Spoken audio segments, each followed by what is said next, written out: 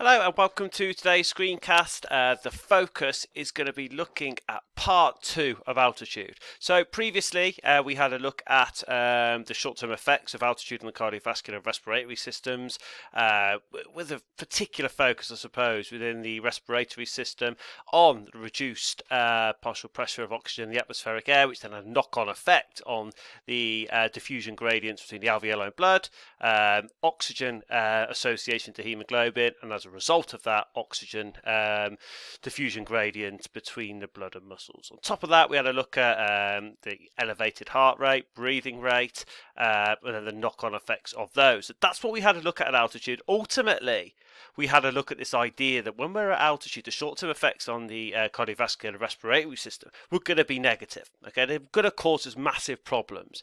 Now, as you can see, where I put the red dotted line down here, what we are looking at now then is this idea of acclimatization. Now, we'll look at acclimatization and the definition of it in a second, but ultimately, what we're going to look at now is, if you're going to compete at altitude, for example, there's a numerous, as recently, a couple of years ago from the recording time of this video, England went to play against South Africa in Johannesburg, and it's extremely high altitude, and they went for a specific strategy of arriving at the altitude or the venue on the day of the game, and they went straight to the ground, and they really struggled. So what we're going to have a look at is the optimal time of arrival that allows your body to acclimatize to altitude. Okay, so what we're going to do is have a look at the kind of effects, the positive effects of acclimatizing when you have to compete at altitude. Okay, remember what we said was our kind of key marker for what would be considered altitude is 2,400 meters. So let's have a look then. What is acclimatization? So what I've done here, just to start us off to set the scene, is if you imagine here you've got mountains here, and we imagine at this point here, you might say it's a bit of a base camp, or on here, this will be an example of being 2,400 meters above sea level. There's a little tent here, so 2 weeks before you're about to take part in an event at altitude, you might come to acclimatize at that height, 2,400 meters. So what is the definition of acclimatization? Now, you might have heard the word acclimatization yourself. When you go on holiday to, a country, say, for example, in Southern Europe, you notice as soon as you get there, it's very hot. And it takes you a while to acclimatize. And I suppose if you were going to put that in its simplest forms, when you consider acclimatization in general terms, it's your ability to adapt, and it's exactly the same in today's topic. Now, because it's under altitude, how we have to go about this is say as follows. So acclimatization is where an athlete gradually adapts to a reduced partial pressure of oxygen in the atmospheric air. Okay, that is what you have to know.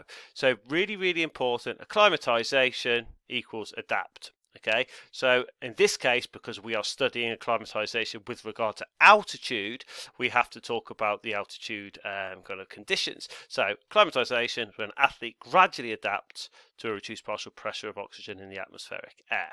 Okay, so that's our key definition of terms. So what we need to do now in the specification is the importance of timing of arrival. So what we need to do now is have an understanding of the different heights that you might have with altitude, and then how long you need to be there before in order to gradually adapt at the right level. So let's have a look at this now then. So if we start off with our first one, so how long will it take to acclimatize to environment at 2,400 meters altitude? Okay, so if we were going to go, say for example here, 2,400 meters above sea level, we would need somewhere, I suppose, 1 to 2 weeks. Okay, so we're looking at a 1 to 2 week acclimatization period, which will allow our bodies to start to adapt to the reduced partial pressure of oxygen in the atmospheric air.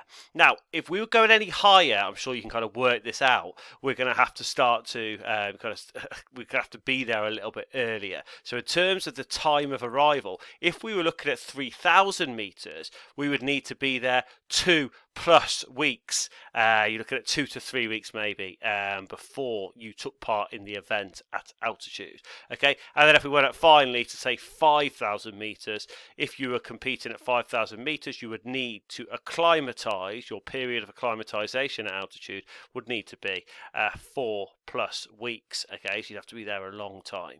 Okay, so if that's the case, and I'll show you a little video in lesson of this and how it works, so you can see that now. That is where we're at. Our start point, our scene setter is, what is acclimatization? Nice simple definition, but extremely important. And then if we're considering the importance of timing of arrival, will be dictated by the height of which we are acclimatizing to. Okay, so that's our key focus there. Now what we need to do then is have a look at when we do acclimatize, what are the positive effects of doing so? Okay, so let's have a look. So, first one then, if we have a look at this for now, so we've got certain benefits, and I'll just kind of put them on from here. So we're looking at acclimatization benefits for the cardiovascular respiratory system. We have to consider what increases, what stabilizes, what decreases. And I'm going to start off, with what increases. So if we do have a period of acclimatization, the first key positive thing that increases is that there's an increase in red blood cell production. Okay, so there is an increase in red blood cell production, and I think what is really, really important for you to add here. So if you imagine now, we talked about it a little bit earlier when we talked about altitude, because I said to you we have a reduced blood plasma volume, and the reason being is because red blood cells take up more space. So when we are at altitude for a period of acclimatization, okay, we increase our red blood cell production. Now what you need to understand is why, and the reason why is there is a release of a naturally produced hormone called EPO. Okay, now you can call it EPO, or if you want to put it into here, or erythropoietin. So it's up to you how you put it. You can either put it as erythropoietin or you can put it as EPO. Okay, so you will have heard of this. Okay, so for example, Lance Armstrong, if you followed any of that in terms of drug taking, one of the drugs he took was EPO. Now what this is here, when you're at altitude, you increase the natural release of the hormone EPO. Okay, Lance Armstrong took this synthetically as a performance enhancing drug, so it wasn't naturally produced, if you see what I mean. We'll come on to that as we go through the course. Now the second effect of a positive effect of being or acclimatizing to altitude is that your breathing frequency, if you remember, one of the initial or short-term effects was our breathing frequency and tidal volume shot up, okay, when we were at altitude, because we were having to breathe harder to get more air in. But when we acclimatize to altitude, what happens is there is a stabilizing of our breathing frequency and tidal volume. Okay, so I think that is a really, really important one there. So we have a stabilizing of breathing frequency and tidal volume. Okay, that's a good thing. Now, I'm not too bothered about you writing the next bit, but just to be aware that even though, if you think when we're at altitude, our breathing frequency and tidal volume shoot up, or our ventilation rate shoots up, okay, when we acclimatise, say for example we're at 2,400 metres, if we acclimatise for 2 weeks, it means they stabilise. But it's important for those people who just want to get this right, they are still elevated compared to sea level. Okay, so they are still elevated compared to sea level. So that's both at rest and during exercise. Now the next thing I would just like you to add is, so far then, we've done our first section, we know what increases, we've seen what stabilises, now we have to look at what decreases. And this one comes up again. So if you remember last time, when we talked about the short-term effects of altitude on the cardiovascular system, we said that our heart rate went up because of our stroke volume decreasing to try and maintain our cardiac output, but it was unsuccessful. So when we're at altitude, it's actually, stroke volume and cardiac output continue to decrease slightly. Now the reason why is because, and it's not in the same reason as last time, it's because when we are acclimatized to altitude, our ability to extract oxygen from the air and then coming down through into the blood through the diffusion gradients is more efficient. So we don't need as high a stroke volume and cardiac output to eject the blood to the muscles per beat and per minute. It decreases slightly because we're better at extracting the oxygen from the air and then from the blood towards our muscles. So when you talk about this, you can just talk about this idea that stroke volume and cardiac output continue to decrease.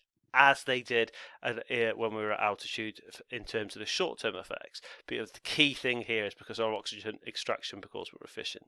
Now, the final thing we have to look at then is what else decreases. And this is not necessarily physiological stuff, but anybody who's been at altitude or watched any videos of people being at altitude, climbing Everest and things like that, one of the key things, if you acclimatise to altitude, for example, you're 2 weeks, you're at 2,400 meters, you get a tent and you stay there for 2 weeks prior to, say, for example, climbing. If you do that, you've got real positive effects in the following way. It reduces or decreases altitude sickness, headaches, breathlessness, poor sleep, a lack of appetite, which are all symptoms of altitude. Okay, but if you acclimatise for the designated time period linked to the height you're at, these things can be reduced. Okay, so please make good notes on that. They're your key things. These are the benefits of acclimatization. And the previous slide was just looking at our scene setter with regard to the really important definition of acclimatization, and then our set heights linked to time period or time acclimatizations. Okay, thank you very much.